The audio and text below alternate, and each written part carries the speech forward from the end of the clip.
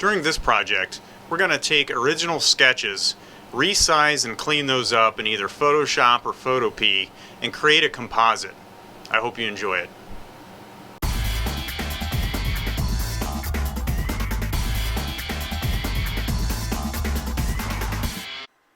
Couple quick tips when shooting images for composites.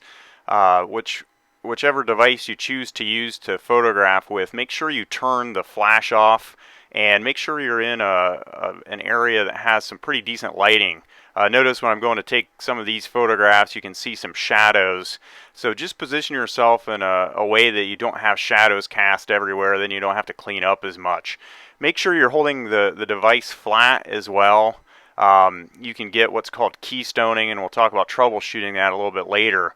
But pay attention to your viewfinder and try to keep things as level as possible. If you do have any hot spots, we can try to remedy those, but just know that if you get photographs that are reflecting a bunch of light back because they have shiny areas or they're shiny images, a lot of those you won't be able to use. Also, start to consider compositions when you're taking photographs of small sketches perhaps that you're going to use as perhaps a larger background, and how much of that image that you need, get the best resolution that you can possibly get as well.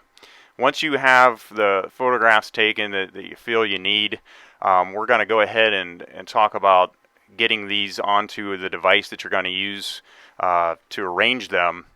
So if you have a Mac device, you'll be able to use Airdrop. You can go into your library and hit this little send button and Airdrop, and then choose the device that you're going to be using to arrange these and send them through Airdrop.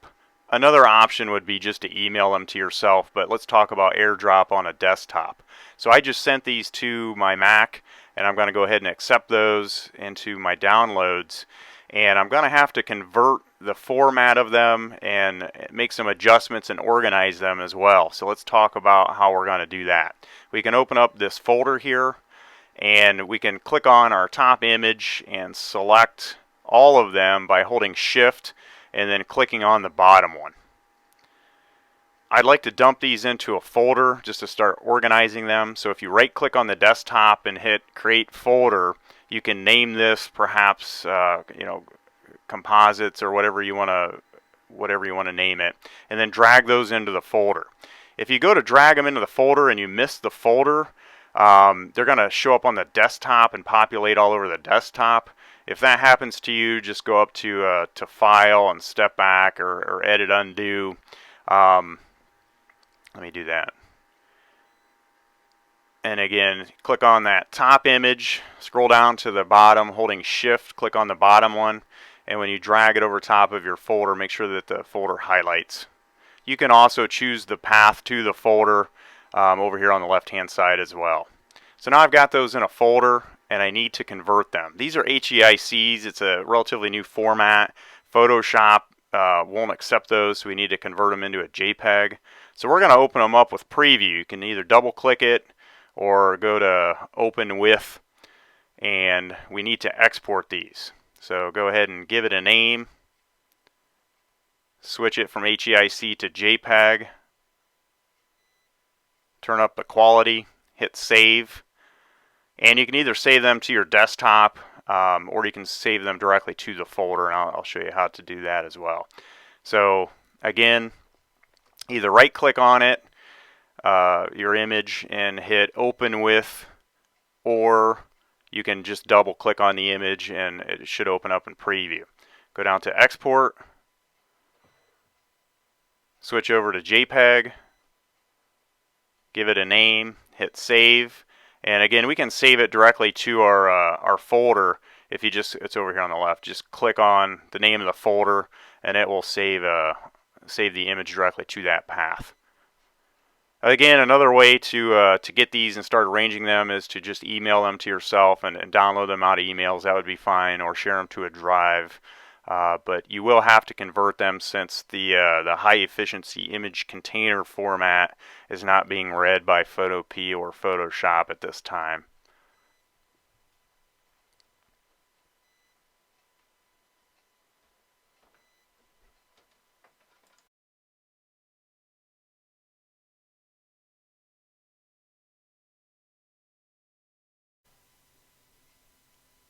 So let's go ahead and start talking about adjusting imagery to use for these composites.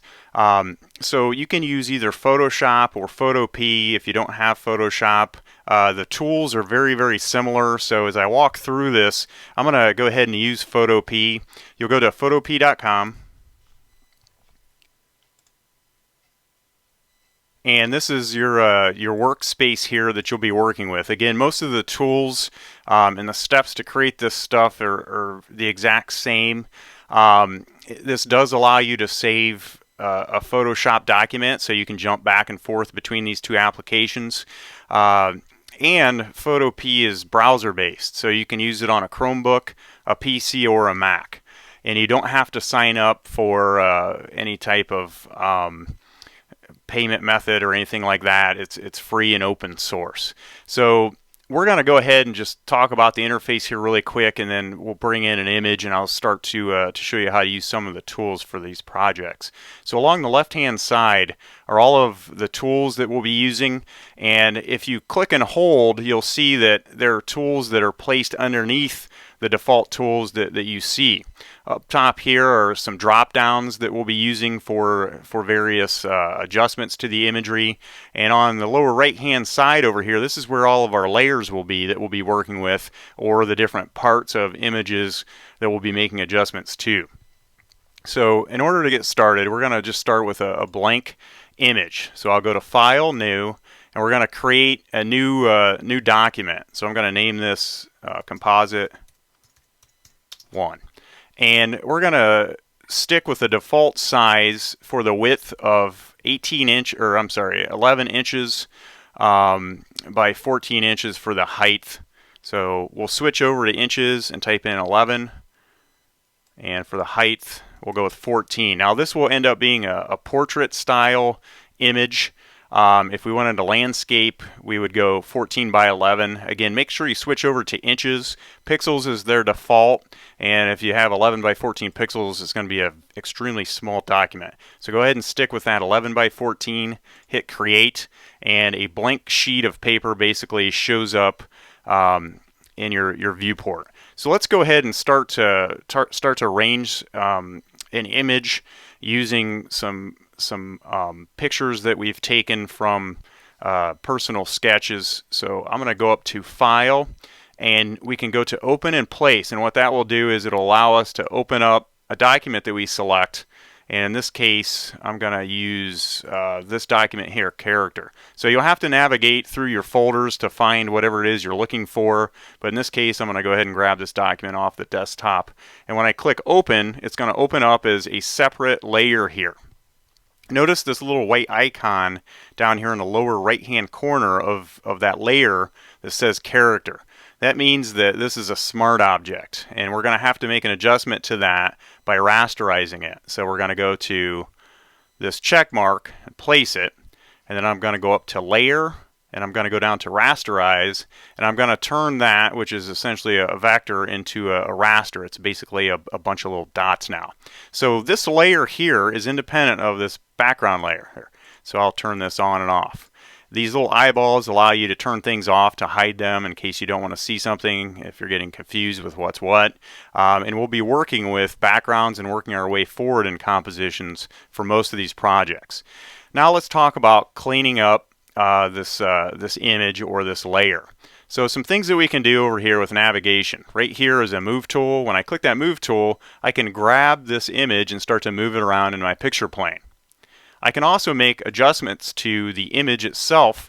Imagine that it's basically a print and it's on top of another sheet of paper. If you think about these layers as just basically their own separate sheet of paper, that's a pretty easy way to work with this. So I can move this thing around, I can make selections in it, I can adjust it, so on and so forth. So let's say that I drop in my image and the image shows up a little bit too big or too small. I can go up to Edit, and I can go down to Transform, and here's where I can transform that sheet. I can make the scale larger or smaller, I can rotate it, I can distort it, so on and so forth. So I'm just going to go ahead and select Scale, and I'm going to grab this bounding box, this little handle up here in the upper left hand corner, and I'm going to drag it down.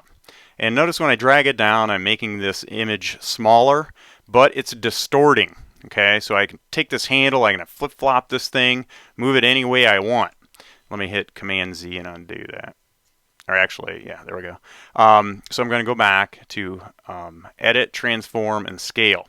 To keep its integrity or its constraints the same, when I grab that handle, if I hold Shift on my keyboard, it's going to keep all of this the right proportions. It's not going to go changing and flip-flopping, so on and so forth. So I'm just going to shrink this thing down a little bit and place it here, and I'm going to check this little check mark here. I can either hit Enter on my keyboard, or I can click this check to confirm that that's where I want it. A couple of handy tools before we get into adjusting the rest of this are right here. By the way, if you hover over top of any of these tools, it's going to tell you what it is.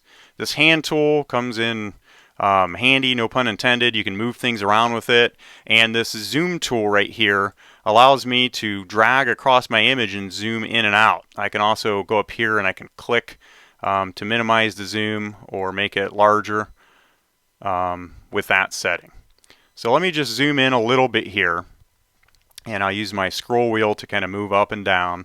And I'm going to go ahead and make a selection. I'm going to cut this character out of this background. There's a lot of ways to do that. Let's start with something very simple, this eraser tool. This eraser tool basically allows me to go in and erase parts of the layer that I have selected. So if I accidentally select the background and I go in and I start to erase with this eraser tool, you can see that I'm erasing the background because this is highlighted. So I'm going to go to Command Z and undo that. I'm going to select the layer that I want to work with, this character layer, and with my eraser tool, I'm going to go ahead and turn up the size of the brush to make this go a little bit faster. And I can go in and I can erase or brush across the stuff that I don't want to kind of cut this thing out. And I could continue that to cut this entire character out, but that would be pretty time consuming. I can also shrink the size of my brush down if I'd want to do that when I got closer to the image to make it more exact. So I'll just go ahead and do this and show you how to do that. To be more precise with what I cut out, I could do that as well. Some other things that I can do are use this background eraser, and it works pretty well with Photopea. So I go ahead and select it. Let me make this a little bit larger. And if you have an image that is enclosed, that is, you have a contour line around it, this works out pretty well. So you can just kind of drag across parts of the image and it will cut out that background for you pretty slick. Again, if it is in contour, you have a single line all the way around the form or a single color, that can work out pretty well. It doesn't work out well with areas like this down here where I have some shading. It looks like it's going to leave some of that, but you can end up cutting out stuff that you wanted, and it's just another tool that, again, you can use. So I'm going to go Command Z and kind of go back a few steps here and talk about some other cutout tools. Right here is a cutout tool that I use all the time, the Lasso Tool. So with the Lasso Tool selected, I can select areas by dragging around an area and letting go once I make a complete selection. And notice that broken line that's around my selection. That means I have that area selected. I can hit delete on my keyboard and I can delete that out. I can also move my selection around and just keep hitting delete on my keyboard, and that will allow me to delete even more areas. Now, notice I have that selection here. Let's say that I grab another tool and I want to use another tool like this. Let's go back to the eraser tool. And I want to start erasing on my image, and it's not letting me work. Well, that's because I have this area selected, and this is saying that, hey, this area is masked off, and I can only erase things that are inside of that little selection. So I have to basically deselect it, and there's a few ways to do that. The easiest is just to go up here and select my marquee tool, my rectangle selection, and click on the image. That will deselect that area down there. And then I can go back, and let's say that I want to select this area and delete it out.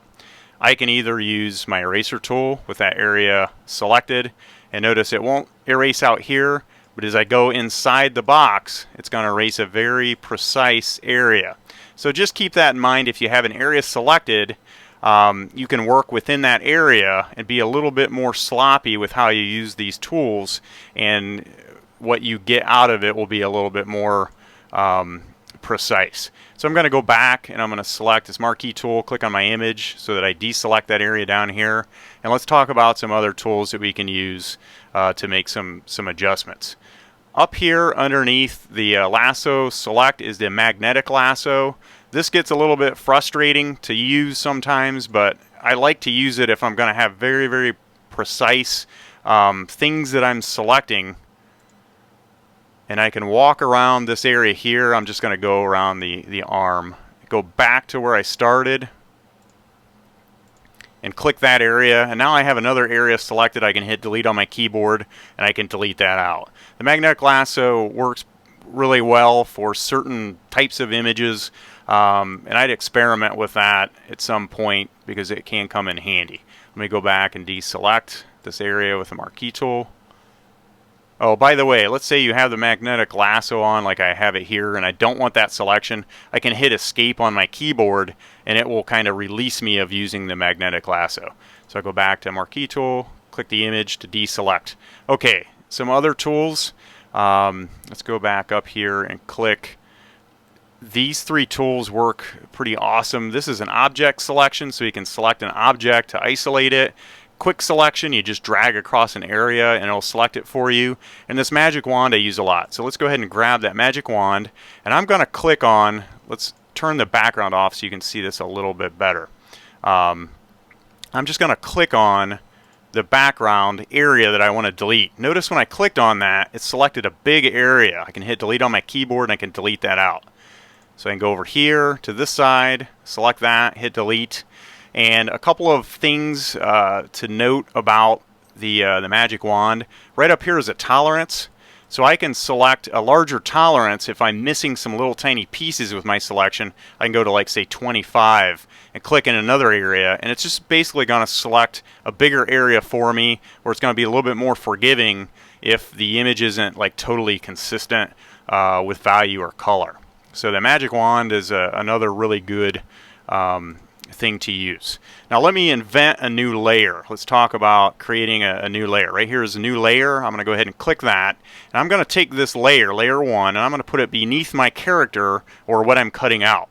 And this is a slick way to be able to see what you're missing, or to cut out images that are black and white a little bit easier.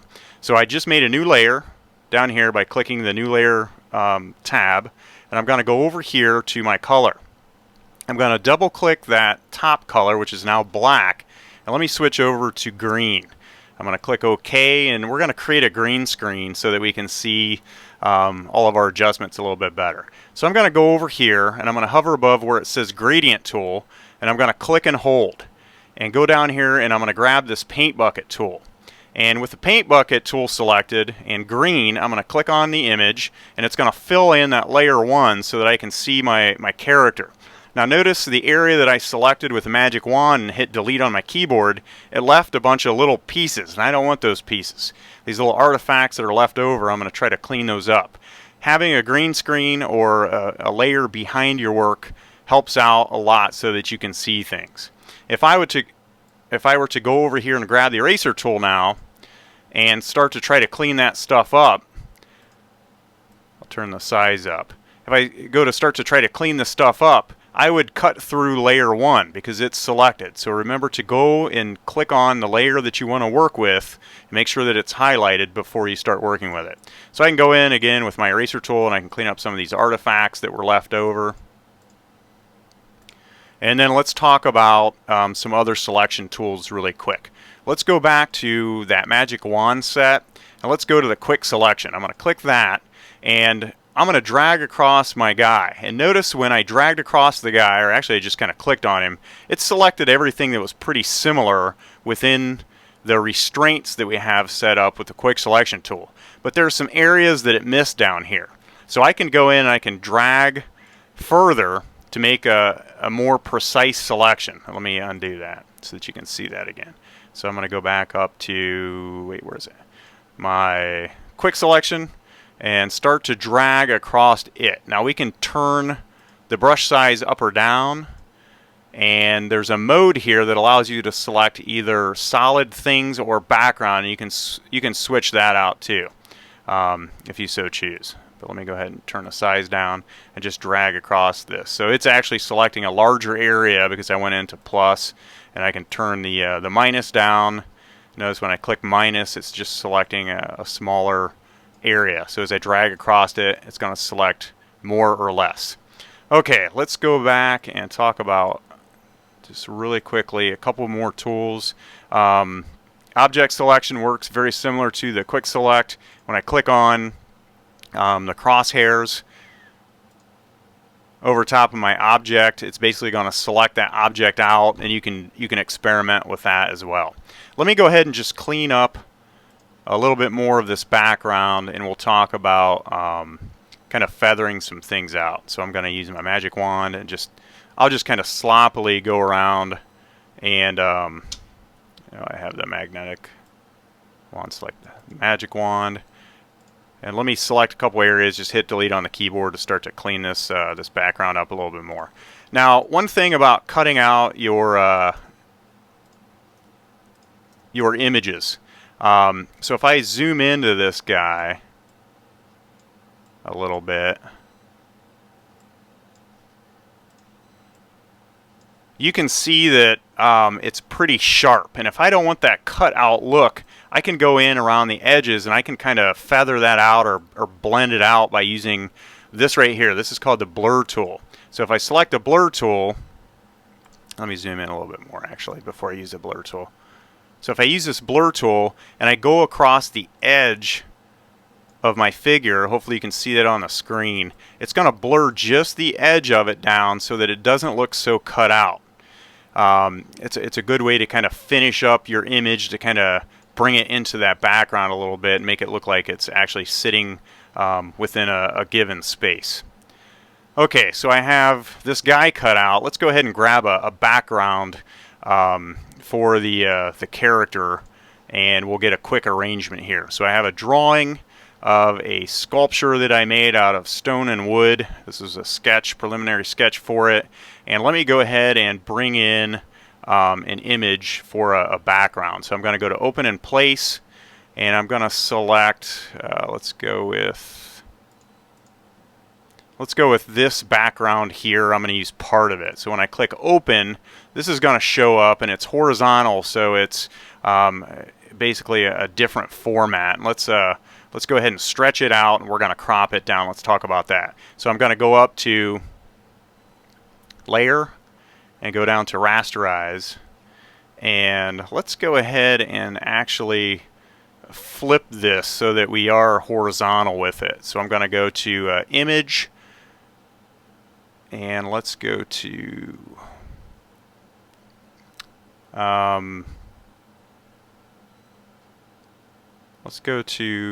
rotate 90 degrees backwards. Now I have the format landscape or horizontal. Now I can go into these independent layers here, and I can go ahead and I can rotate those. So there's a few ways to do that. Let's talk about the transformations again. We'll go to Edit Transform, and in this case we're going to go to Rotate. So when I click Rotate, it will allow me to take that background image and rotate that so that I can get a landscape version of it. Again, holding Shift on my keyboard. Let me place it. Edit, Transform, Scale. Holding Shift on my keyboard, I can go ahead and stretch this thing out and fill up my picture plane. And I'm actually going to leave it. I'm going to leave it this size to use as a background. I can always crop that down. So now I have this layer, which will be my background. I'm going to flip-flop this layer by just dragging it down underneath my character. So it's a nice way to arrange the layers or the things that you're working with. So now I have this character that's on a layer in front of that background. So let me turn this guy and flip him. So I have the character layer. I'm going to go to Edit, Transform, and let's go ahead and go back to Rotate. I'll rotate him around, and let me go ahead and move him into place. So let's say I have this character now here in this foreground, and I've got this background. Well, I'm going to go in and crop things down because I like to keep the majority of this background.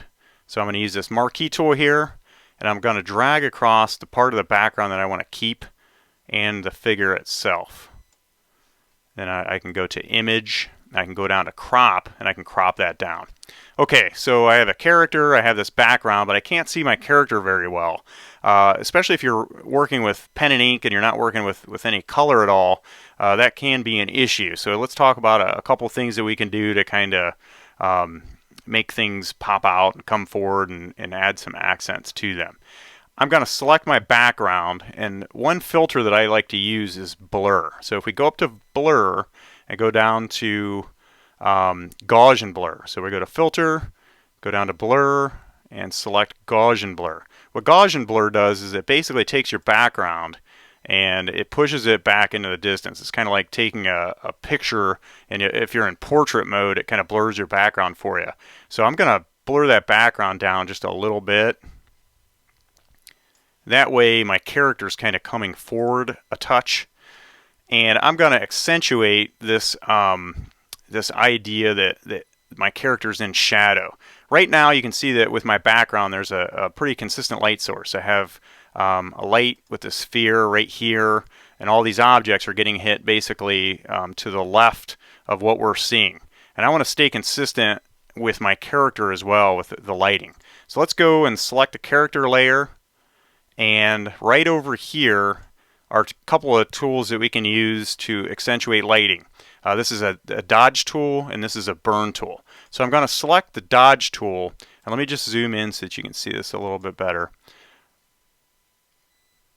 So with the dodge tool selected, I can go in and I can create highlights on my figure. So I can add a highlight to this side of his head, and perhaps there's light hitting this side of all these different features to stay consistent. I can go in and I can basically invent that light source right over top of my drawing. If things aren't working, let's say that you have a pretty light image you're working with, you can go up to this range and you can select highlights. That'll allow you to make lights even lighter, or if you want to make the shadows, everything that's black, lighter, you can click shadows as well. But I'll go ahead and just throw in some highlights. And again, I didn't cut this out. It's not supposed to be a finished product during this demo. I'm just kind of trying to show you how to use these tools. So here's this guy, and we're starting to highlight him, make him look a little bit more realistic, like he's standing there.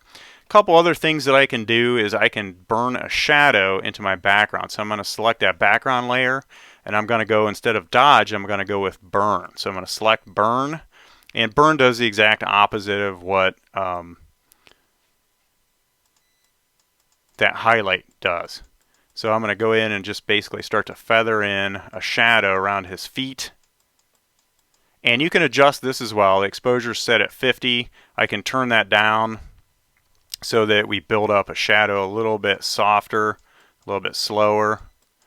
And if things aren't working, you can again go to that range. You can go to highlights and just darken the highlights, or you can go into the shadows as well. So I went really, really heavy underneath his right foot, and it looks like it's kind of hovering above the ground, but you get the idea. So we could burn in more of a shadow for his staff here, and maybe feather that out just a little bit to make it look more realistic. Some other things that we can do is go back to character, and we can adjust what that the outside of that character looks like by double clicking right next to where it says character, and our layer styles show up. We can also access our layer styles up here underneath layer, and then layer style, and then select blending options, and that panel will show up as well. Some things that we can do with that is we can click this this little checkbox called stroke, and when I click next to where it says stroke, I can make adjustments to that stroke. So it put a line around everything on that layer, that character layer, but it's red, and I'm going to double click where it's red, and I can change that over to black, or in that case it was white. Or let's say that I want to outline it, but I don't want that outline to be so thick. I can turn that size down. So now I have a contour line around everything that was selected or left over, and it's on 1. Some other things that we can do if you want to experiment just click down through these different adjustments. There's inner glows and outer glows and all kinds of kind of cool features that you can adjust things. They all have different parameters you can throw in there. So I can adjust the size of this this outer glow. I can change the blend mode from screen to multiply and it will get a different look. I can change the color over to white, click OK. So again, experiment with all of these adjustments. If you don't like something, when you're finished, you can just uncheck it. There's a drop shadow here that's kind of cool. So what that did was it basically separated this guy from this background. And I use that quite a bit. You can change the distance and you can see that shadow moving there in the background. You can change the size of it so it's larger, smaller. We can spread it out or keep it closer together. And you can adjust the angle as well. So as you can see, it's flat back there. It's not going to skew it, but it will allow me to adjust where it is in space and maybe add a little bit of an accent to it. It also has a blend mode, so you can adjust what that shadow is going to look like through the blend modes. I'll go ahead and click OK. And at this point, I've got a foreground with an area of emphasis, very sloppily cut out, so it's not supposed to be some masterpiece. I've got a background, and this is all original drawings, and I know how to use layers and clean up images.